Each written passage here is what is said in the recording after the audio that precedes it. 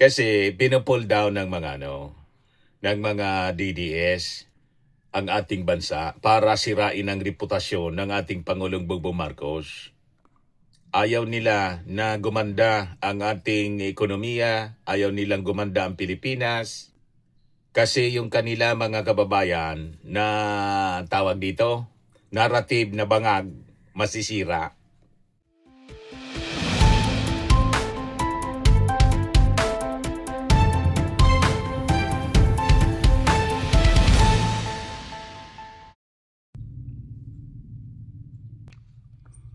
Hello po mga kababayan, si Dante Maravillas. Paano yan mga DDS? Hindi umobra yung inyong mga paninira? Bakit niya Mr. Maravillas? Nasa upper middle income class na ang Pilipinas. Tulad ng pangarap ng ating Pangulong Bongbong Marcos na before mga kababayan magtapos ang kanyang termino 2026 pa lang nga, mga kababayan. Ang sabi ng World Bank, ang Pilipinas ay umabot na sa upper middle income class threshold. BBM. BBM. Siguradong masama na naman yung loob ng mga DDS kasi yung kanilang paninira. Hindi umobra mga kababayan.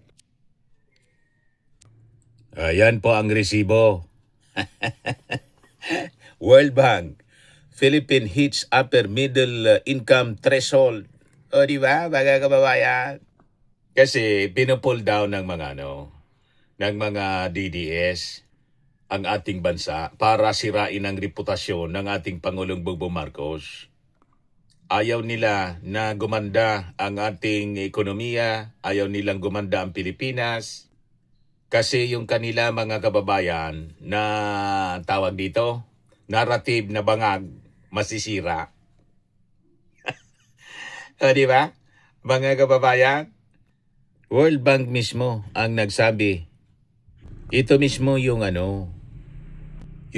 pangarap ng ating Pangulong Bongbong na gumanda ang buhay ng ating mga mamamayang Pilipino, ng ating bansa. Yung dating tinatawag na sick man of Asia, bumalik siya mga kababayan sa rising tiger. O di ba? Mga kababayan, nakakatuwa. Pero siyempre, yung ating mga ikinakasama naman ang loob ng mga DDS mga kababayan kasi napapahiya sila. So, i-share ko sa inyo ito na napakagandang balita. The Philippines Gross National Income or GNI per capita has reached the threshold of upper middle income countries. Sabi po ng World Bank nung Friday pa. Hindi masyado pinag-usapan. Wala sa mga pinakang malalaking mga national dailies. Ang nag-carry ng balita yung Manila Standard mga kababayan. Itong mga uri ng balitang ito yung dapat na naka-banner story. Headlines dapat ito sa mga national dailies mga kababayan, pati yung mga national television. Kaya lang sabi ko nga po sa inyo, ang orientation namin sa mainstream media, medyo sablay. Kasi pag ganitong mga balita, hindi binibigyan ng halaga. Nakabaon siya doon sa sa inside page. Kahit dito sa Manila Standard. Hindi siya front page. Nasa business and economy and trade section. Imbes na ilagay mga kababayan sa mismong front page. Second page or inside story lang po mga kababayan. Kasi yung orientation ng mainstream media, bad news is good news. Ang gusto nila na naka-headline yung mga controversy sa corruption. Maling mindset, mga kababayan. Maling mindset ng mainstream media. So imbis makatulong, nakasama sa imahe. Kasi mga controversy ang gusto nila. yung mga away ng mga politiko, tulad ng mga pronouncement ni Sara Duterte na walang kakwenta-kwenta. Yan nakalagay sa headlines. Mga banner story. Kasi mga controversy. Pero pag tiningnan ninyo, wala man pakinabang yung ating mga mamamayang Pilipino. Puro patutsada, puro paninira. Yung magandang balita tulad nito, mga kababayan, inspiring stories, achievement ng ating bansa, ng ating gobyerno, naka-inside story. Yan ang makita ko. Sabi ko, napakagandang balita ito mga kababayan para sa ating mga mamamayang Pilipino na finally mga kababayan, inabot natin yung ating pangarap. Di ba? Nasabi ng ating Pangulo, ang pangarap nyo ay pangarap ko rin. Natupad na mga kababayan, palaki ng palaki yung ating economy. Despite sa mga krisis na tumatama sa atin, na hindi man natin ginusto, wala sa ating kontrol, tulad ng giyera, mga kababayan in the Middle East. So ang pakiusap natin, lalo sa mga Marcos supporters, i-share ninyo itong i-share po. Ikalat ninyo para ma-neutralize natin, ma-balance natin ang mga kumakalat na mga balita. Hindi lagi yung mga masasama. Hindi lagi yung mga negative stories. Itong napakagandang balita, positive story, dapat natin itong ikalat para makapag-inspire sa ating mga mamamayang Filipino. Lalo silang magsumikap. So sabi dito mga kababayan, it made a statement with the approval by its board of executive directors of 800 million US dollars in financing to help the Philippines strengthen fiscal resilience and improve workforce skills for more productive jobs.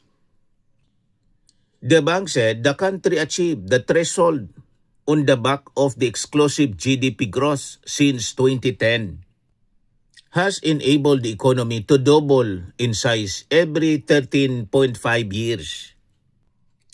Yet the country today faces domestic and external shocks that underscore the value of ongoing fiscal and structural reforms to reach higher, more job-rich growth and to reduce vulnerability to shocks. So sabi dito sa balita, the Philippines Growth and Jobs Development Policy Loan focuses on strengthening fiscal management through revenue reforms, enhancing private investment, opportunities by lowering business costs, and building labor force capabilities through education and innovation, sabi po ng bangko, ng World Bank. Kaya huwag kayo pong naniniwala sa mga pinapakalat na mga fake news po ng mga DDS influencers na yung ating economy ay pabagsak. Hindi po. Maayos ang ating economy despite the challenges na kinakaharap po natin na wala sa ating control mga kababayan. Na-achieve pa rin natin ang pagiging upper middle income threshold mga kababayan.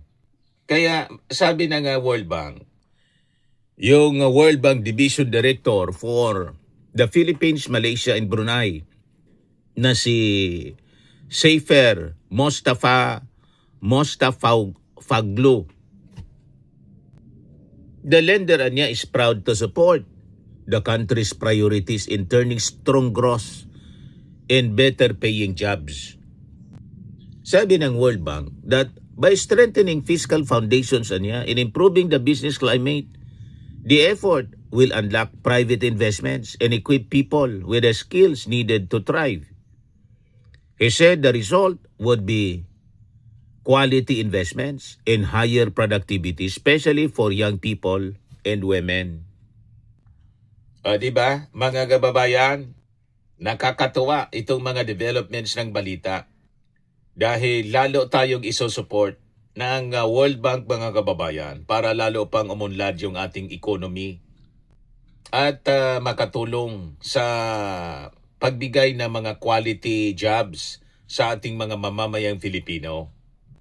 Kasi taon-taon, mga kababayan, thousands of Filipinos ang gumagraduate po. So importante na makapag-create tayo ng mga quality jobs. Kasi yung mga graduates natin, hindi man na pwede na i-absorb lahat ng mga agencies ng gobyerno. Diba? Yung mga agencies ng gobyerno, puno na. At yung mga bakante niyan, kung may mga nangamatay na or nag-retire. O diba? Unless may mga expansion, mga kababayan, ng mga projects na absorb ng ating gobyerno. Pero most of the time, job order. Diba? Pero kung agresibo, yung nasa business sector, yung nasa private sector mga kababayan, maganda yung mga investments. So marami sa ating mga graduates ang magkakaroon ng opportunity na magkatrabaho dito na lang sa ating bansa. Yun ang gusto ng ating Pangulo, na sana niya dumating yung panahon na kung alimbawa mag-abroad ang ating mga kababayan, choice na lang nila, hindi yung napipilitan sila na mag-abroad. Tulad ngayon, apektado ng gira yung mga nasa Middle East. Di ba? So sabi dito mga kababayan, the $800 million operation is a development policy loan providing budget support for institutional reforms. Fiscal management measures will focus on domestic resource mobilization and public spending efficiency to safeguard space for infrastructure and human capital.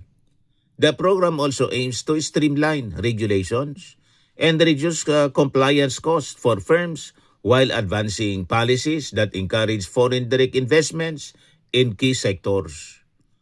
World Bank senior economist Jafar Al-Rikabi said these reforms aim to crowd in private investment and drive the Philippine economy toward more sophisticated, higher value activities. Yan ang purpose niyan. So itong reform program is being implemented by several agencies including the Department of Education, Department of Finance, Department of Interior and Local Government, the Securities and Exchange Commission, at saka ng Technical Education and Skills Development Authority. The development policy loan complements other World Bank investments in connectivity, agriculture modernization, and digital infrastructure. It also aligns with International Finance Corporation and Multilateral Investment Guarantee Agency engagement to mobilize private capital. So nakita ninyo, laking tiwala sa atin na ngayon ng World Bank. Pina-loan tayo ng $800 million US dollars. Alam po ninyo, pag ikaw ay pinapautang ng bangko, ang ibig sabihin yan, may tiwala sa'yo yung bangko. Kahit sa pribado po. Ang ibig sabihin yan, capable ka na makapagbayad kasi aggressive ka sa pag-create ng economic activity. Tama? Kaya tingnan ninyo, ang bangko po nagpapautang sa may capability na magbayad. Hindi ka mapapautangin ng bangko pag wala kang capability. Negosyo nila yan. Try ninyo mag-loan sa bangko kung walang capability ka na magbayad. Disapprove.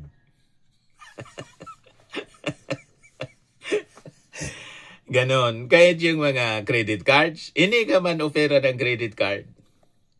Simpleng empleyado ka, titingnan yan. Kung i-BBI ka, background investigation ka. At yung credit card mo, mga kababayan, credit limit mo, depende doon sa income na tinatanggap mo buwan-buwan. Kaya yung mga negosyante, ang credit card nila, by the millions. Di ba? Tiwala yung bangko na magkakabayad kasi may negosyo kang maayos. Ganon lang yon. Sa simpleng empleyado, mataas ng 500,000. Hirap. Ang karamihan po nasa 200 lang. Magkano ang credit limit mo? 200 niya. Ibig sabihin, mahina yung kita mo. Pero pag ang bangko, pinag-aagawan ka na, kahit ayaw mo mag-loan, gusto kang ino-offeran ka ng loan, kinakausap ka, pag pumunta ka sa bangko, hanggang taingaan ngiti ng manager. Magandang trato sa'yo. Kasi namomonitor nila yung resources, yung pera na dumadaloy sa bank account mo. Pautangin na niya natin itong pautangin kasi maganda ito, magaling magbayad. May capable siya na makapagbayad. Pautangin lang natin. Iyon ang negosyo ng bangko eh. Ganon din ang World Bank. Bangko siya, di ba? World Bank. Pinapautang niya yung mga gobyerno. Pag ang gobyerno maayos, ang fiscal management, agresibo, tulad na ngayon, mga kababayan, may assessment sila niyan. Mabilis pa yan sa alas 4 na mag-approve ng loan. Pero kung ang economy ng isang bansa ay mahina, ay pahirapan. Bankrupt niya kayo. Wala kayong capability man na makabayad. So sila yung nagre-rate, mga kababayan. Kaya ito, sabi ng World Bank, na-hit na niya ninyo ang upper middle income threshold. Kaya approve agad. Approve agad, 800 billion US dollars na loan. Approve. O diba? Mga kababayan, mabuhay ang bagong Pilipinas. So ito mismo mga kababayan yung economic goal ng Marcos administration. Sabi ng ating Pangulo during the campaign, gusto nating ma-achieve ang pagiging upper middle income country by 2025 niya. Medyo nagmintis tayo ng ilang buwan, o ngayon, March pa man lang po. Di ba? Nilabas March, na-achieve na natin ang pagiging upper middle income economy. Parte siya sa sinabi ng ating Pangulo na medium term economic plan, mga kababayan. Para po masabi ka o ma-classify ka bilang upper middle income, kailangan ng isang bansa, mga kababayan, must exceed roughly 4,496 US dollars GNI or gross national income per person. Ganon, mga kababayan, ang sukatan. Ngayon, bakit po napaka-importante ito, mga kababayan? Itong milestone na to. Pag nalampasan mo yung threshold, naabot mo, na-hit mo yung threshold, ito po ay nangangahulugan ng mas malakas na economic capacity and pagpapakita ng sustained growth ng ating economy. Di ba?